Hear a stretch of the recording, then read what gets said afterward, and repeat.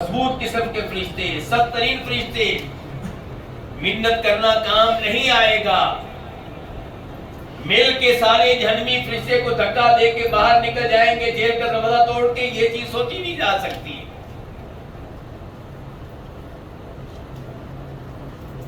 تو اس سے پتا چلا کہ یہ اولاد آپ کے پاس ایسی نعمت ہے جسے جہنم کی آگ سے بچانا ضروری ہے۔ میں اور آپ تیاریاں کر رہے ہیں آج کل کس کی؟ سردی کی۔ سردی آنے والی ہے، اپنے بچوں کو سردی سے کیسے بچانا ہے۔ جس کے گھر میں گیزر نہیں ہے، گیزر خریدنے کے بارے میں سوچ رہا ہے۔ جس کے گھر میں پرانا ہے، اس کی مرمت کرانے کے بارے میں سوچ رہا ہے، کہیں کوئی دھماکہ ہی نہ ہو جائے، کوئی مسئلہ ہی نہ بن جائے۔ بڑی فکر ہے اپنی بیگم بچوں کو ان مشکلات سے بچانے کی۔ جون جولائی سے پہلے فکر ہوتی ہے بچوں کو گرمی سے بچانے کی، تو کیا ان بچوں کو جہنم کی آگ سے بچانے کی کوئی فکر نہیں؟ میرے بھائیو، اللہ رب العزت نے یہ اولاد دی، یہ اولاد ہم اپنے لیے بہت مفید بنا سکتے ہیں جب ہم ان کی اچھی تربیت کریں۔ نبی علیہ السلام کا فرمان، مسلم شریف کی حدیث، انسان فوت ہوتا ہے، فوت ہوتے ہی نامہ اعمال بند، نیکیوں کا رجسٹر بند، لیکن فرمایا 3 طرح سے نیکیاں مرنے کے بعد بھی جاری و ساری رہتی ہیں۔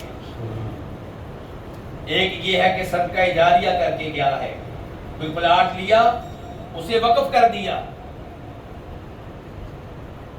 لوگ اس پہ نمازیں پڑھتے ہیں، پڑھتے رہیں گے 100 سال، 200 سال، 300 سال، اس کو مسلسل اجر و ثواب ملتا رہے گا۔ کوئی آ کے 2 رکعتیں ادا کرے گا، 2 رکعتیں ادا کرنے والے کو بھی ثواب، اس کو بھی ثواب، اذان دی گئی، اذان دینے والے کو بھی ثواب، اس کو بھی ثواب، درس قرآن ہوا، درس قرآن دینے والے کو، درس قرآن سننے والوں کو بھی ثواب، اور ساتھ ساتھ اتنا ہی ثواب اس کو جس نے یہ مسجد وقف کی۔ تو کوئی نہ کوئی چیز اللہ کی راہ میں وقف کر کے جانی چاہیے، اس سے جو ثواب ملتا رہے گا۔ ورنہ کیا فرمایا؟ وَلَدٍ صَالِحٍ يَدْعُو لَهُ، نیک بیٹا نیک بیٹی چھوڑ کے گیا ہے جو اس کے لیے دعائیں کر رہے ہیں، ان دعاؤں کی وجہ سے مغفرت کا سامان پیدا ہو رہا ہے، ان کی وجہ سے درجات بلند ہو رہے ہیں، گناہ جڑ رہے ہیں۔ تو کیا ایسا بچہ ہم چھوڑ کے جا رہے ہیں جو ولد صالح ہو، نیک ہو، توحید کے اوپر ہو، فرائض و واجبات پہ عمل کرنے والا ہو، کبیرہ گناہوں سے دور رہنے والا ہو، وہ بعد میں ہمارے لیے دعائیں کرے؟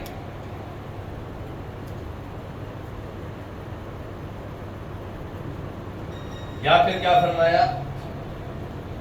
فرمایا؟ او علم ينتفع به،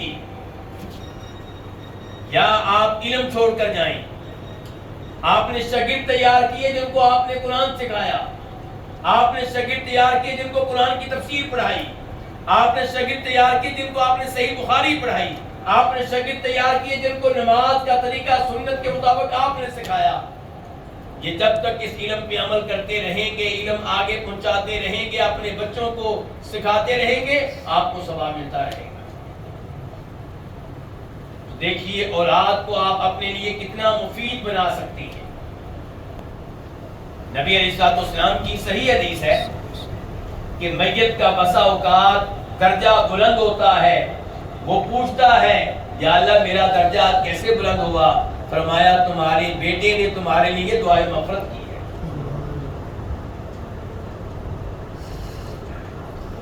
تو میرے بھائیو، اولاد کی اچھی تربیت کا اہتمام کرنا چاہیے، اور اچھی تربیت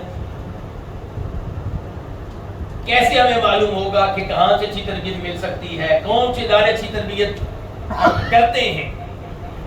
اس کے لیے میں آپ کے سامنے چند آیات رکھوں گا، چند احادیث رکھوں گا، ان سے آپ اندازہ لگا سکتے ہیں کون سا ادارہ، کون سا سکول، کون سا کالج، کون سی یونیورسٹی ان تعلیمات کے مطابق ہے، وہ آپ مجھ سے بہتر فیصلہ کر سکتے ہیں۔ سچ پوچھیں تو ایسا نہیں ہے کہ آپ نہیں جانتے کہ کون سے ادارے بچوں کے لیے خطرناک ہے کون سے نہیں ہے، جانتے ہیں آپ، لیکن انجان بنے ہوئے ہیں، آنکھیں بند کی ہوئی ہیں اس کبوتر کی طرح جو آنکھیں بند کر کے کیا سمجھتا ہے کہ بلی نہیں آ رہی۔ تو ہم سب کو پتا ہے کہ ہم اپنے ہاتھوں سے اپنی اولاد کو جہنم کے گڑے میں پھینک رہے ہیں، سرے عام پھینک رہے ہیں، سب کے سامنے پھینک رہے ہیں۔ جس ادارے میں شرک کی تعلیم دی جاتی ہو، شرکیہ مجالس کا انعقاد ہوتا ہو، سرے عام ہوتا ہو، جس ادارے میں بدعات کو ترویج دی جاتی ہو، جس ادارے میں الہاد کے موضوع پہ ٹیچر کھل کر بولتے ہوں، اللہ تعالیٰ کا مذاق اڑاتے ہوں، نبی علیہ السلام کا مذاق اڑاتے ہوں، آپ کی 4 شادیوں کا مذاق اڑاتے ہوں، 4 سے زیادہ شادیوں کا مذاق اڑاتے ہوں، جہاں پہ قرآن کی تعلیمات کا مذاق اڑایا جاتا ہو، جہاں پہ صاف صاف کہا جاتا ہو کہ عورت کو آدھی وراثت دینا ظلم ہے، یہ واضح کفری الفاظ ہیں، قرآن کے خلاف ہیں، اس ماحول میں آپ کا بچہ تربیت پائے گا تو وہ کیسا مسلمان ہوگا آپ سوچ سکتے ہیں۔ جس ادارے میں یہ کہا جاتا ہو کہ چور کا ہاتھ کاٹنا ظلم ہے، نعوذ باللہ، یہ ظلم کس نے نازل کیا آپ تو جانتے ہیں، اللہ نے نازل کیا ہے۔ یہ حکم تو اللہ کا ہے نا، جب آپ کہتے ہیں کہ ظلم ہے تو نعوذ باللہ آپ یہ کہنا چاہتے ہیں کہ ظلم اللہ نے نازل کیا ہے۔ کیا یہ اللہ کی توہین نہیں ہے؟ کیا یہ اسلام کا مذاق نہیں ہے؟ ایسے اداروں میں اپنے بچوں کو بھیجنا، بچہ بھی کون سا جو عالم دین نہیں ہے، صرف اوپر دے کے قرآن پڑھنا آتا ہے۔ عجیب بات یہ بھی ہے، یہ والد صاحب کیا سمجھتے ہیں؟ یہ والد صاحب کہتے ہیں نہیں میرا بیٹا خراب نہیں ہوگا، کیوں؟ کیونکہ میں نے قرآن پڑھایا ہے۔ کیونکہ اوپر دے کر قرآن پڑھانے سے ثواب تو ملتا ہے، برکت تو ملتی ہے، لیکن کیا انسان کے دینی علم میں کوئی اضافہ ہوتا ہے؟ کیوں جی؟ اوپر دے کر قرآن پڑھنے سے کوئی اضافہ ہوتا ہے؟ اور عجیب بات یہ ہے کہ آپ اپنے 16 سال کے بچے کو، 15 سال کی بچی کو ان اداروں میں بھیجتے ہیں، ان یونیورسٹیوں میں بھیجتے ہیں جہاں پہ آپ کو بھیجا جائے 50 سال کے بابے کو، تو آپ کا دین بھی خطرے میں پڑ جائے گا۔ تو وہاں پہ کہتے نہیں میرا بیٹا خراب نہیں ہوگا، میری بیٹی خراب نہیں ہوگی، تو جن کے خراب ہو رہے ہیں وہ کون ہے پھر؟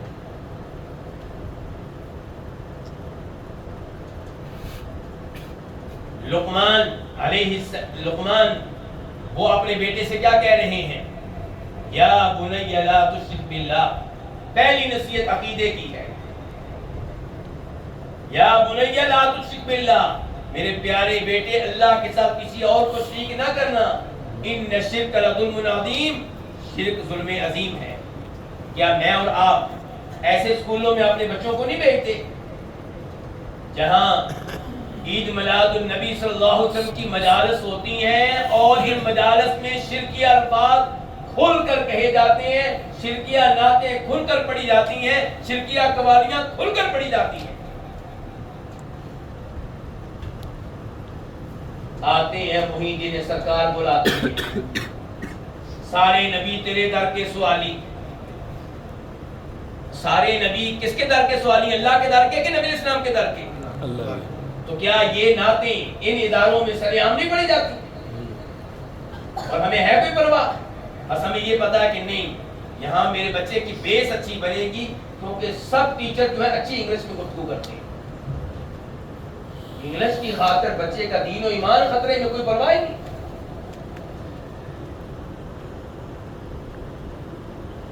لقمان تو یہ کہہ رہے اپنے بیٹے سے کہ بیٹا دھیان سے شرک سے بچ کر رہنا، شرک ظلم عظیم ہے، اس سے بڑا کوئی گناہ نہیں ہے، اور ہمیں اس گناہ کی پرواہ ہی نہیں ہے۔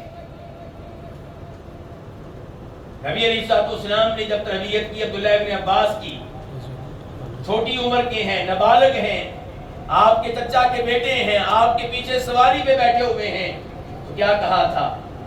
احفظ اللہ یحفظک، کہ عبداللہ اللہ تعالیٰ کی حفاظت کرو، اللہ تمہاری حفاظت کرے گا۔ کس کی حفاظت کرو؟ اللہ کی۔ اللہ کی حفاظت کیسے کرنی ہے؟ اللہ کے دین کی حفاظت. اللہ نے جن چیزوں کو واجب قرار دیا ان کو واجب مانے اور عمل کریں. اللہ نے جن چیزوں کو حرام قرار دیا، ممنوع قرار دیا، ان کو حرام سمجھیں اور ان سے بچیں، ان سے دور رہیں. یہ ہے اللہ کی حفاظت. احفظ اللہ یحفظک، آپ اللہ کی حفاظت کریں تو اللہ آپ کی حفاظت کرے گا. جب آپ اللہ کی حفاظت نہیں کریں گے اللہ آپ کی حفاظت نہیں کرے گا. جب آپ اپنے بیٹے کے معاملے میں اللہ سے نہیں ڈریں گے، ایسے ادارے میں بھیجیں گے جہاں پہ گناہ ہوتے ہوں، سر عام ہوتے ہوں، شرک ہوتا ہو، سر عام ہوتا ہو، تو پھر آپ یہ امید رکھیں کہ اللہ تعالیٰ آپ کے بچے کے دین اور ایمان کی حفاظت کرے گا. احفظ اللہ یحفظک، آپ اللہ کی حفاظت کریں تب اللہ آپ کی حفاظت کرے گا. احفظ اللہ تجدہ تجاہک، اللہ کی حفاظت کریں تو آپ اللہ تعالیٰ کو اپنے سامنے پائیں گے. لیکن جب آپ اللہ کی پرواہ کریں گے، اللہ سے ڈریں گے، اللہ کا خیال رکھیں گے تو اللہ تعالیٰ کو اپنے سامنے پائیں گے. مشکلات میں اللہ آپ کی مدد کرے گا. جناب لقمان نے اپنے بیٹے کی تربیت کا آغاز عقیدے کے موضوع پہ گفتگو کرتے ہوئے کیا ہے، اور میرا اور آپ کا یہ مسئلہ ہے کہ ہم اپنے گھر میں بھی عقیدے کے موضوع پہ گفتگو نہیں کرتے. ہماری زیادہ سے زیادہ گفتگو کیا ہوتی ہے کہ بیٹا مزاروں درباروں پہ نہیں جانا، اس کے علاوہ اللہ کا تعارف، اللہ کے نام کیا ہے، اللہ کے اس نام کا ترجمہ اور مفہوم کیا ہے. بیٹا اللہ کے ناموں میں سے کہ نام ہے وہاب، وہاب داتا کو کہتے ہیں. جب اللہ داتا ہے تو کوئی انسان داتا نہیں ہو سکتا. بیٹا مشکل کشا اللہ ہے، حاجت روا اللہ ہے. اللہ کے یہ نام زبانی یاد کرو، ان کا معنی مفہوم یاد کرو. اللہ کی یہ صفات ہیں. یہ معلومات بچے کو کون دے گا؟ اللہ رب العزت کے بارے میں یہ تعارف بچوں کو کون دے گا؟ کن اداروں سے ملے گا؟ میرے بھائیوں، وہ بھی لوگ تھے جن کے اوپر یہ حدیث اثر کیا کرتی تھی کہ خیرکم من تعلم القرآن وعلمہ، تم میں سے سب سے اچھا انسان وہ ہے جو قرآن سیکھے اور سکھائے. کیا سیکھے اور سکھائے؟ قرآن. وہ سب سے اچھا ہے. قرآن کی تلاوت، قرآن کا ترجمہ، قرآن کی تفسیر، قرآن کا عقیدہ، قرآن کے احکام و مسائل. جو یہ کام کرتا ہے، سیکھ رہا، سکھا رہا ہے، اس سے افضل کوئی نہیں ہے. اچھا، اس حدیث نے لوگوں پہ کتنا اثر ڈالا؟ ذرا دھیان سے سنیے گا. نبی علیہ السلام سے اس حدیث کو سننے والے صحابی کون ہیں؟ آپ میں سے کون بتائے گا؟ ذرا میری مدد کون کرے گا؟ کس صحابی نے نبی علیہ السلام سے یہ حدیث سنی ہے؟ کہہ دیں گا کوئی اور مجھے پہلے ملے، اس کے بعد آپ کا نمبر ہے. آپ تو مفتی صاحب کے بیٹے ہیں نا؟ جی آپ بتائیں. جی ماشاءاللہ، جناب عثمان بن عفان رضی اللہ تعالیٰ عنہ، ہمارے تیسرے خلیفہ راشد، جن کے گھر میں اللہ کے نبی کی 2 بیٹیاں تھیں صلی اللہ علیہ وسلم. انہوں نے یہ حدیث لوگوں کو بتائی، عثمان رضی اللہ عنہ نے. تو سننے والوں میں ایک تھے تابعی ابو عبد الرحمن سلمی. انہوں نے یہ حدیث سنی. اس حدیث نے ان پہ اتنا اثر ڈالا کہ وہ جناب عثمان بن عفان کے زمانے میں یہ حدیث سننے کے بعد مسجد میں قرآن پڑھنے پڑھانے کے لیے بیٹھ گئے، قرآن کی تعلیم دینے کے لیے، قرآن کی تفسیر سکھانے کے لیے، قرآن کے احکام و مسائل سکھانے کے لیے، اور حجاج بن یوسف کے زمانے تک یہ کام کرتے رہے. یہ کتنے سال بنتے ہیں؟ علماء کرام نے لکھا ہے کہ یہ 38 سے لے کر 70 سال بنتے ہیں.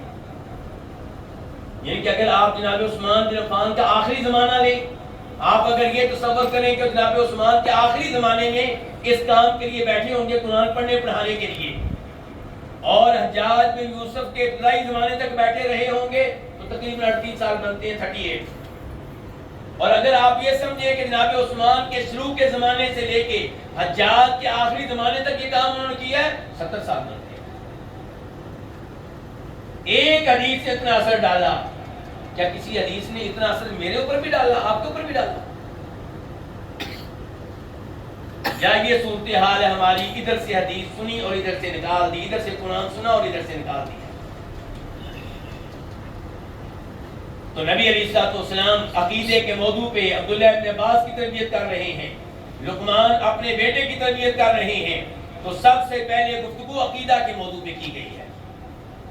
اس کے بعد یہ کہا ہے اللہ کا تعارف, یا بنی انہا ان تک مثقال حبۃ من خردل فتکن فی صخرۃ او فی السماوات او فی الارض یأتی بہا اللہ. میرے بیٹے ایک بات یاد رکھنا کہ برائی کہیں پہ بھی کی جائے, کسی چٹان میں غار میں داخل ہو کے کی جائے, آسمانوں پہ چڑھ کے کی جائے, زمین پہ کی جائے, چھوٹی سی چھوٹی برائی ہو, چھوٹے سے چھوٹا عمل ہو, یاتی بہا اللہ, اللہ سے مخفی نہیں رہے گا, اللہ سے پوشیدہ نہیں رہے گا, بلکہ اللہ تعالیٰ اس عمل کو روز قیامت آپ کے سامنے حاضر کر دیں گے. اور پھر انسان کیا کہے گا اس سے؟ لا یغادر صغیرۃ ولا کبیرۃ الا احصاها. کتنا عجیب یہ رجسٹر ہے, کتنا عجیب یہ اعمال نامہ ہے جس میں میری معمولی بات بھی لکھی ہوئی ہے, میرا چھوٹے سے چھوٹا جرم بھی لکھا ہوا ہے. یہ تربیت ہو رہی ہے کس کی؟ بیٹے کی. لقمان اپنے بیٹے کو آج کی ماؤں کی طرح کسی بلی سے نہیں ڈرا رہے, شیر سے نہیں ڈرا رہے, بیٹا سو جا, شیر آ جائے گا, بلی آ جائے گی. نہیں, کس سے ڈرا رہے؟ اللہ سے. یہ تربیت. بات بات پہ آپ کس سے ڈرائیں؟ اللہ سے ڈرائیں, تاکہ آپ کا بیٹا ہمیشہ اللہ سے ڈرنے والا ہو. اپنے بیٹے کا اللہ کے ساتھ مضبوط تعلق قائم کریں. ان اللہ لطیف خبیر.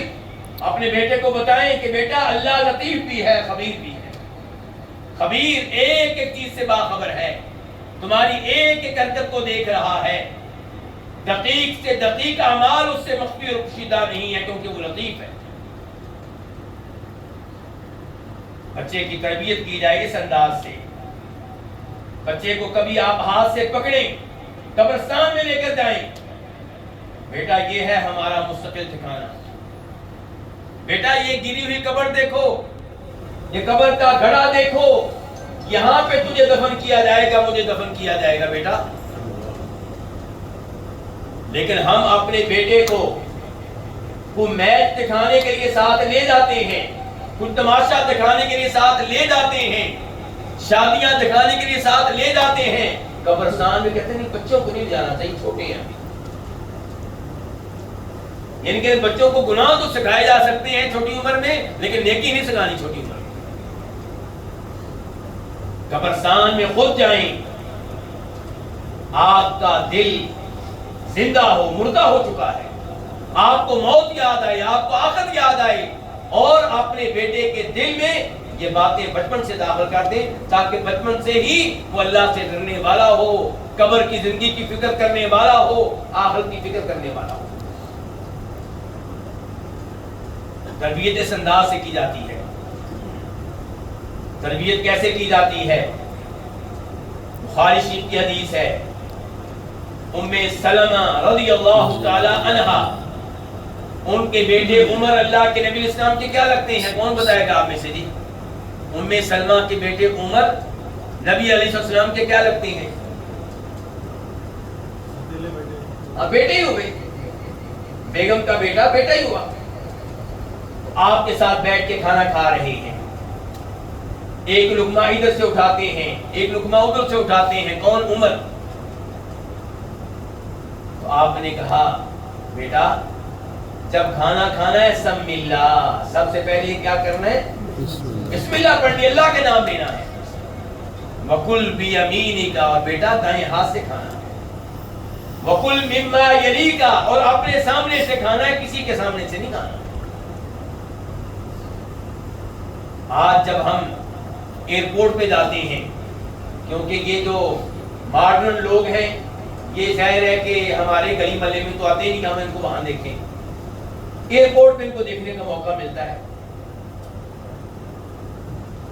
تو وہاں پہ جب یہ کھا پی رہے ہوتے ہیں سرے عام, سب تقریباً, کوئی تھوڑے ہوتے ہیں جو بچے ہوتے ہیں بائیں ہاتھ سے ایسے, کوئی پرواہ نہیں شریعت.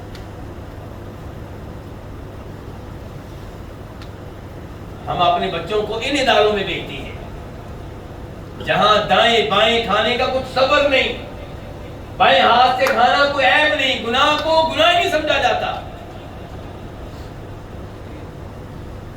آپ کہیں گے پھر کس ادارے میں بھیجیں؟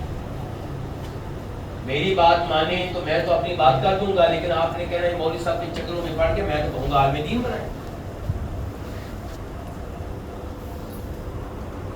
اب آپ میں سے کئی پریشان ہو جائیں گے کہ اگر ساری عالم دین بن گیا تو پھر وہ پاکستان کا نظام کون چلائے گا؟ یہ لوگ بڑے پریشان ہو جاتے ہیں. شیخ صاحب مجھے یہاں سے یاد آیا کہ مسجد نبی میں درس دیتے ہوئے میں لوگوں کو ترغیب دیا کرتا تھا کہ اپنی بچیوں کو آپ حافظہ قرآن بنائیں، عالمہ دین بنائیں، مفسرہ قرآن بنائیں. تو کئی دفعہ کوئی بھائی کا سوال آ جاتا لکھا ہوا، اچھا مولوی صاحب اگر بچیاں ڈاکٹر نہیں بنے گی تو پھر آپ کی بیگم کا علاج کون کرے گا، آپ کی بیٹی کا علاج کون کرے گا، آپ کی بہن کا علاج کون کرے گا؟ میں کہا کرتا تھا میری بیگم کی خاطر آپ اپنی بیٹی کے دین ایمان کو خطرے میں نہ ڈالیں. آپ کو میری بیٹی کی، میری بیگم کی اتنی فکر ہے کہ میری بیگم کی خاطر، میری بیٹی کی خاطر آپ نے اپنی بیٹی کو اس ماحول میں بھیج دیا جو لڑکی کے لیے بہت خطرناک ہے، جہاں لڑکی لڑکے ایک ساتھ بیٹھے ہوئے ہیں، جہاں لڑکی کا لڑکے کے ہاتھ کو پکڑ لینا، لڑکے کا لڑکی کے ہاتھ کو کلاس میں پکڑ لینا کوئی عیب ہی نہیں ہے، کوئی جرم ہی نہیں ہے. یاریاں لگتی ہے، سر عام لگتی ہے، بلکہ عجیب اس لڑکے کو سمجھا جاتا ہے جس کی کوئی بھی لڑکی دوست نہ ہو. وہاں آپ اس لیے بھیج رہے ہیں کہ مولوی صاحب کی بیگم کا علاج کون کرے گا؟ آپ میری خاطر اپنی بیٹی کو خطرے میں نہ ڈالیں. جہاں تک تعلق ہے میری بیگم کا، تو پہلے نمبر پہ یہ کہ میری بات کتنے لوگ مان لیں گے؟ آج میڈیکل کالج میں کلاس میں اگر 30 لڑکے ہوتے ہیں تو 70 کون ہوتی ہیں؟ لڑکیاں. ایک آدمی اگر میری بات مان لے گا، ڈاکٹر بنانے کی بجائے اپنی بیٹی کو عالم دین بنا دے گا، تو اس سے استعداد پہ کوئی فرق پڑنے والا نہیں ہے، البتہ اس کی بیٹی محفوظ ہو جائے گی. دوسرے نمبر پہ اگر فرض کر لیتے ہیں ساری بچیاں عالمہ بن گئی، مفسرہ قرآن بن گئی، تو میری بیگم کے علاج کے لیے بے دین لڑکیاں موجود ہیں، کافر لڑکیاں موجود ہیں. ورنہ میری بیٹی کو، میری بیگم کو مجبوری میں شریعت اجازت دیتی ہے کہ مرد سے علاج کروا لیں. تو میرے بھائی سب سے پہلے تو اپنی بیٹیوں کی فکر کریں. کن چکروں میں آپ نے ڈال دیا ان معصوم بچیوں کو؟ ان کو حافظہ قرآن بنائیں اور آپ کہیں کہ نہیں یہ قرآن بھول جائے گی تو پھر کیا ہوگا؟ کیوں جی پھر کیا ہوگا؟ بتائیں جی، کوئی بھائی جواب دے. اندھوں میں سے اٹھائے جائیں گے. جی اندھوں میں سے اٹھائے جائیں گے. اندھوں میں سے اٹھایا جائے گا تو قرآن تو پڑھانا پھر مصیبت بن گیا. اس کا مطلب ہے کیوں جی؟ اس کا مطلب یہ ہے کہ شریعت نے خود ہی ہمیں عورتوں کو قرآن حفظ کروانے سے روک دیا، یہ کہہ کے کہ اگر تیری بیٹی بھول گئی تو خیر نہیں ہے. نہیں میرے بھائیو، ایسا کوئی مسئلہ نہیں ہے. یہ حدیث ضعیف ہے جس میں آتا ہے کہ جو قرآن بھول گیا تو اس کو یہ سزا ملے گی، وہ ہوگا، یہ ہوگا. نہیں. پہلی بات یہ ہے کہ قرآن آپ کی بچی یاد کرے اور آپ کی کوشش ہو کہ اس کو یاد رہے، تاکہ روز قیامت اس سے کہا جائے پڑھتی جا، جنت کے درجات پہ چڑھتی چلی جا، اس اعزاز سے محروم نہ رہے.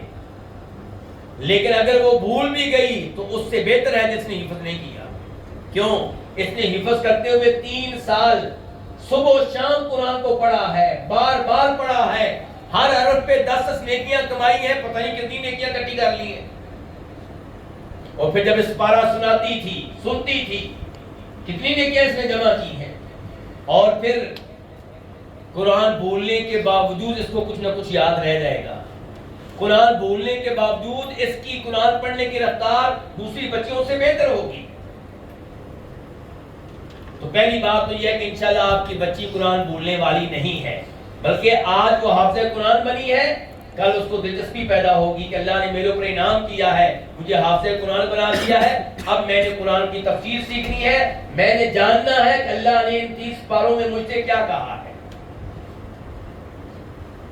اور اگر بالفرض وہ بھول جاتی ہے تو انشاءاللہ کوئی مسئلہ نہیں ہے، بلکہ جو حفظ کیا تھا، جو محنت کی تھی 3 سال، اس کا اجر و ثواب ملے گا، وہ محنت ضائع نہیں جائے گی. میرے بھائیوں، آپ اپنے بیٹے کو کسی ایسے کالج میں بھیج سکتے ہیں، ایسی یونیورسٹی میں بھیج سکتے ہیں جہاں وہ دنیا بھی سیکھ سکے اور ماحول بھی ٹھیک ہو، دین اور ایمان کو خطرہ نہ ہو۔ لیکن اگر آپ کہتے ہیں، میں نہیں کہتا، ان اداروں کے بارے میں آپ بہتر جانتے ہیں، میں نہیں جانتا، اگر آپ کہتے ہیں کہ نہیں جی ایسا کوئی ادارہ نہیں ہے، تو اگر سب لوگ اپنے بچوں کو جہنم کی آگ میں ڈال رہے ہوں تو کیا آپ اس لیے ڈال دیں گے اپنے بچوں کو ساری دنیا ڈال رہی ہے؟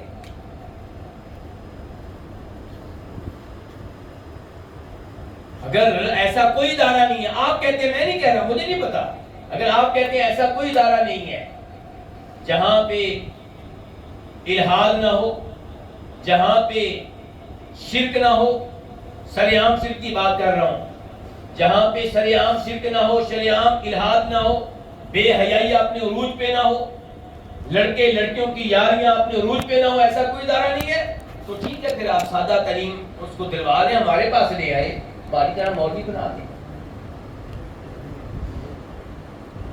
اور مولوی بنائیں گے تو کیا ہو جائے گا؟ بیچارہ، مجھے بیچارہ ہو جائے گا؟ نہیں، اللہ کے نبی فرما رہے ہیں یہ سب سے افضل ہے صلی اللہ علیہ وسلم۔ کاش ہمیں یقین آ جائے اپنے نبی کی بات پہ، اللہ کے نبی کہہ رہے ہیں یہ سب سے افضل ہے، جو قرآن سیکھتا رہا، سکھاتا رہا، اسی میں پوری زندگی گزر گئی۔ کتنا خوش نصیب ہوگا آپ کا بچہ جو جس دن فوت ہوگا اس دن بھی اس نے قرآن کی کلاس لی ہوگی، تفسیر کی کلاس لی ہوگی۔ میرے بھائیو، آخری الفاظ کہ جناب لقمان نے پہلے عقیدے کی تعلیم دی ہے، اس کے بعد اللہ کا تعارف کرایا ہے تاکہ بچہ اللہ کے سے ڈرتا رہے اور ہر وقت اس کے ذہن میں رہے کہ اللہ مجھے دیکھ رہا ہے۔ اور تیسرے نمبر پہ انہوں نے کہا یا بنی اقیم الصلاۃ، بیٹا نماز قائم کرتے رہنا، نماز قائم کرتے رہنا۔ اور ہمارے نبی کی بھی یہی تعلیم ہے صلی اللہ علیہ وسلم، بچہ 7 سال کا ہو جائے تو نماز پڑھنے کی ترغیب دیں، 10 سال کا ہو جائے نماز نہ پڑھے تو کی پٹائی بھی کر سکتے ہیں۔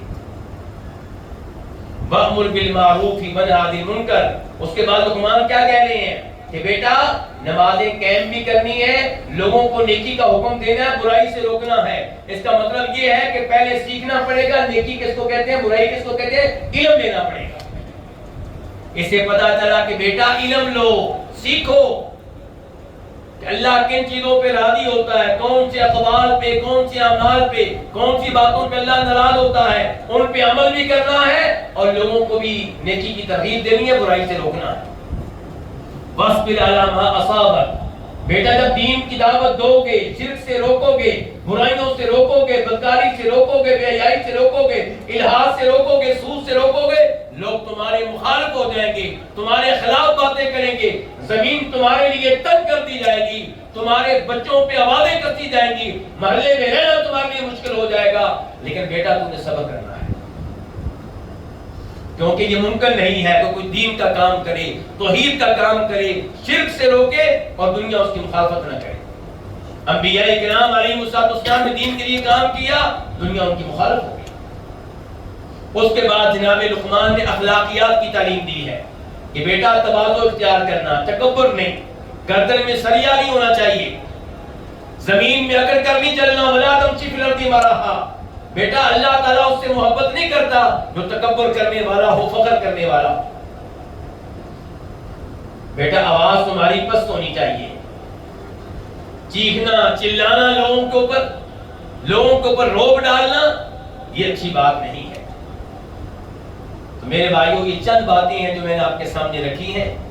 اللہ رب العزت سے دعا ہے کہ اللہ تعالیٰ ہمیں اولاد کی نعمت کی قدر کرنے کی توفیق عنایت فرمائے اور اس نعمت پہ اپنا شکر ادا کرنے کی توفیق عنایت فرمائے، اور شکر میں سے یہ ہے کہ ہم الحمدللہ کہیں اور یہ کہیں کہ اولاد اللہ نے دی ہے، اور پھر اولاد کی تربیت اور ان کی تعلیم اللہ تعالیٰ کی دی گئی تعلیمات کے مطابق ہو، اور ان کو اللہ تعالیٰ کا نیک بندہ بنائیں، اللہ کا فرما بردار بندہ بنائیں، اللہ سے ڈرنے والا بنائیں، اللہ سے محبت کرنے والا بنائیں، نبی علیہ السلام سے محبت کرنے والا بنائیں، صحابہ کرام سے محبت کرنے والا بنائیں، انہیں اچھا ماحول دیں، اچھے تعلیمی اداروں میں بھیجیں، ان تعلیمی اداروں میں نہ بھیجیں جہاں آپ کے بچے کے دین و ایمان کو خطرہ ہو، جہاں پہ الحاد سکھایا جاتا ہو، قرآن کا مذاق اڑایا جاتا ہو، نبی علیہ السلام کا مذاق اڑایا جاتا ہو۔ اللہ تعالی ہم سب کے دین ایمان کی اور ہماری اولاد کے دین و ایمان کی حفاظت فرمائی۔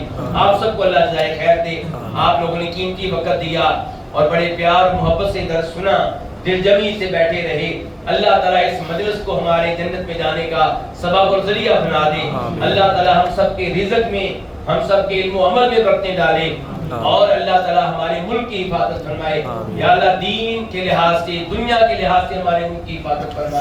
یا اللہ فلسطین، غزہ اور لبنان کے مسلمانوں کی حفاظت فرما، ان پہ ظلم کرنے والوں کو تباہ و برباد فرما۔ یا اللہ جو مسلمان مریض ہیں ان سب کو شفا دے، جو فوت ہو چکے ہیں یا اللہ انہیں عذاب قبر عذاب جہنم سے محفوظ فرما۔ یا اللہ ہمیں جب موت دینا ایمان، اسلام اور توحید پہ دینا۔ کسی بھائی کا کوئی سوال ہو تو سوال کر سکتے ہیں۔